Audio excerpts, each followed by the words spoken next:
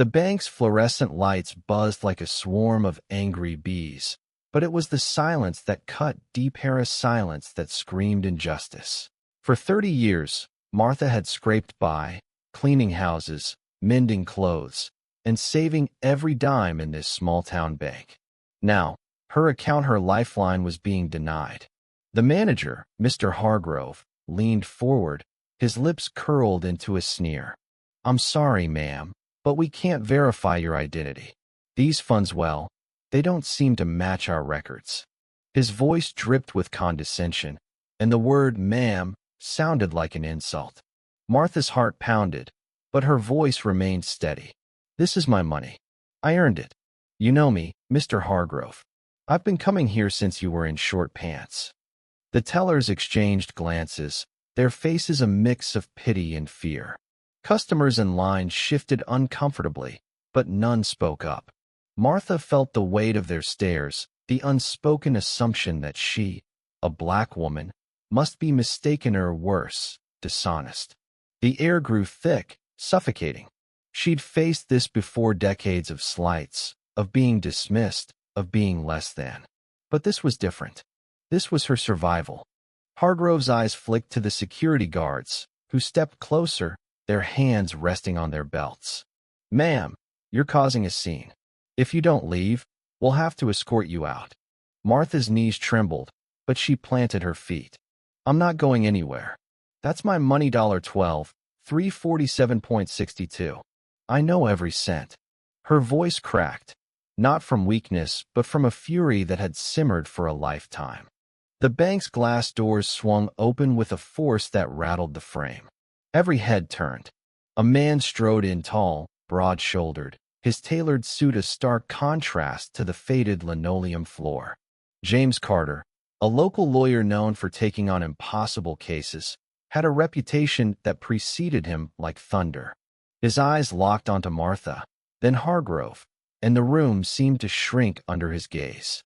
"What's going on here?" Carter's voice was low, controlled, but it carried the weight of a judge's gavel. Hargrove stiffened, his smirk faltering. "Just a misunderstanding, Mr. Carter. This woman claims she has funds, but our records—" "Your records?" Carter cut him off, stepping to the counter.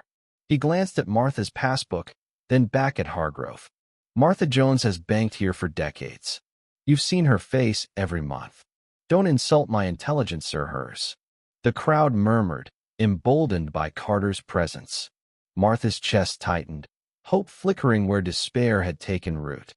Hargrove's face reddened. "We have protocols, sir.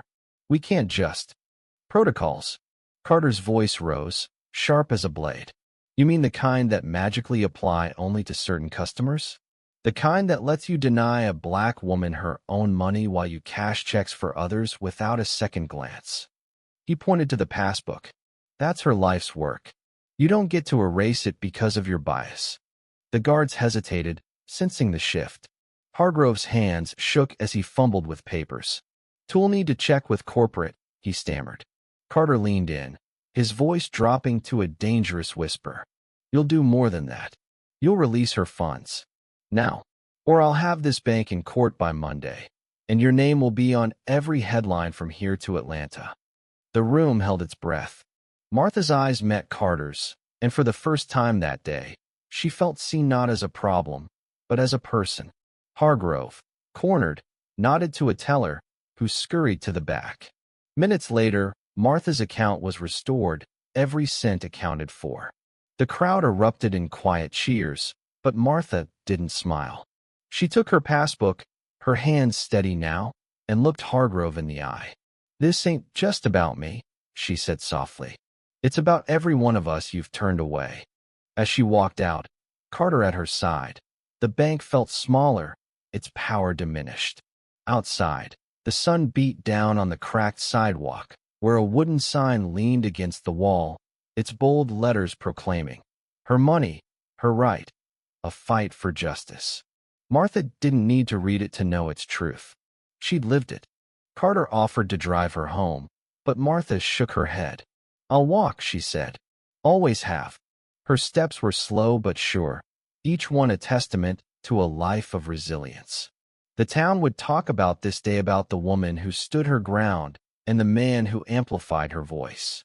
But for Martha, it was one battle in a war that wasn't over. She'd won today, not just her money, but her dignity. And that was worth more than any bank could hold. The story didn't end there. Carter filed a formal complaint, and the bank's practices came under scrutiny. Hargrove was quietly transferred, and the town began to whisper about change. Martha, though, didn't dwell on it. She went back to her garden, her sewing, her life. But she carried herself taller, knowing she'd sparked something bigger, a reminder that justice, however delayed, could still be demanded. And in that small southern town, where prejudice had long cast its shadow, a crack of light broke through, fragile but undeniable. Thank you for listening. If you find it interesting, please like and subscribe to follow the next stories.